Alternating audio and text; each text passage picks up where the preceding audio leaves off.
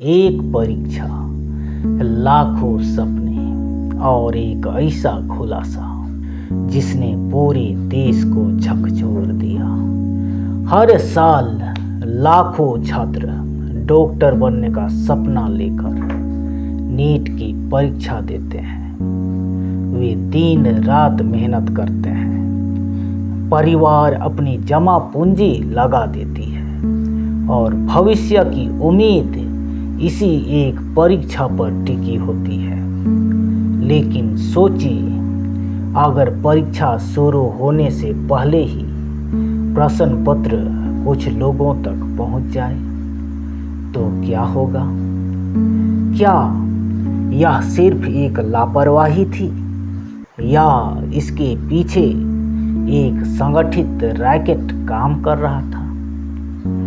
आज की इस डॉक्यूमेंट्री में अफवाहों पर नहीं बल्कि जांच में सामने आई जानकारी, घटनाओं और आधिकारिक बयानों के आधार पर पूरी कहानी समझेंगे।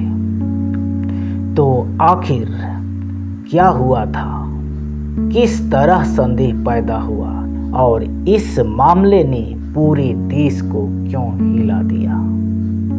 आइए शुरू करते हैं। नीट इतना महत्वपूर्ण क्यों है? नीट भारत की सबसे बड़ी मेडिकल प्रवेश परीक्षा है। हर साल लाखों छात्र MBBS, BDS और अन्य मेडिकल कोर्सों में प्रवेश पाने के लिए यह परीक्षा देते हैं। कई छात्र वर्षों तक तैयारी करते हैं। कुछ परिवार अपनी पूरी बचत बच्चों की पढ़ाई पर खर्च कर देते हैं। ऐसी परीक्षा में यदि निष्पक्षता पर सवाल उठ जाए तो केवल एक परीक्षा नहीं बल्कि पूरी शिक्षा तंत्र पर लोगों का भरोसा प्रभावित होता है।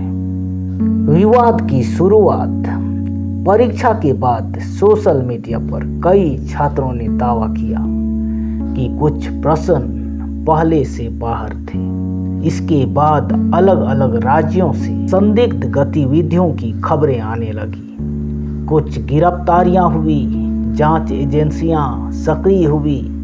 यहीं से सवाल उठने लगे, क्या यह अलग अलग घटनाएं थी या इनके बीच कोई संबंध था?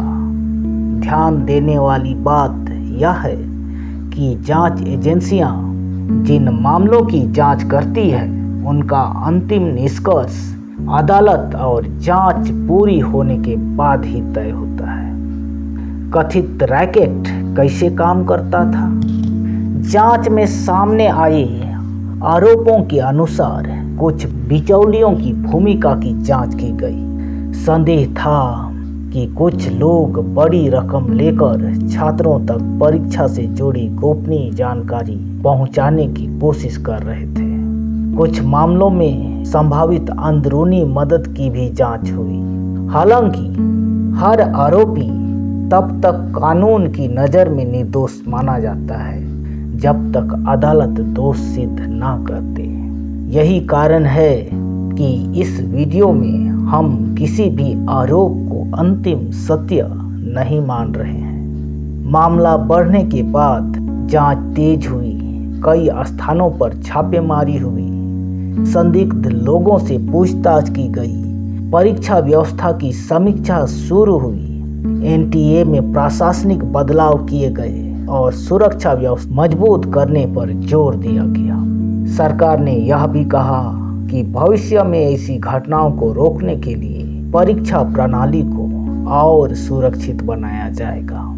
सबसे बड़ा सवाल, इस पूरी घटना ने एक बड़ा प्रश्न खड़ा कर दिया। क्या केवल दोषियों को पकड़ लेना काफी है या पूरी परीक्षा प्रणाली में तकनीकी और प्रशासनिक सुधार की जरूरत है? क्या डिजिटल सुरक्षा और पारदर्शिता बढ़ानी होगी? और सबसे महत्वपूर्ण, क्या मेहनत करने वाले छात्रों का भरोसा दोबारा पूरी तरह लौट पाएगा?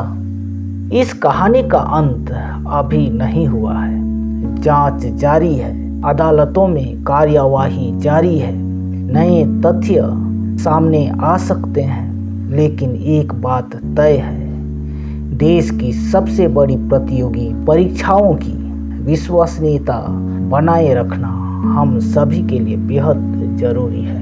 अगर परीक्षा पर भरोसा कमजोर पड़ता है तो सबसे बड़ा नुकसान उन लाखों मेहनती छात्रों का होता है जो केवल अपनी मेहनत के दम पर आगे बढ़ना चाहते हैं। आपकी राय क्या है?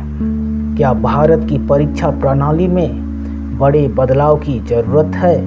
अपनी राय कमेंट में ज़रूर लिखिएगा। अगर आपको यह तथ्य आधारित डॉक्यूमेंट्री पसंद आई हो तो वीडियो को लाइक करें, चैनल को सब्सक्राइब करें और ऐसे ही रिसर्च आधारित डॉक्यूमेंट्री के लिए हमारे साथ जुड़े रहें। धन्यवाद।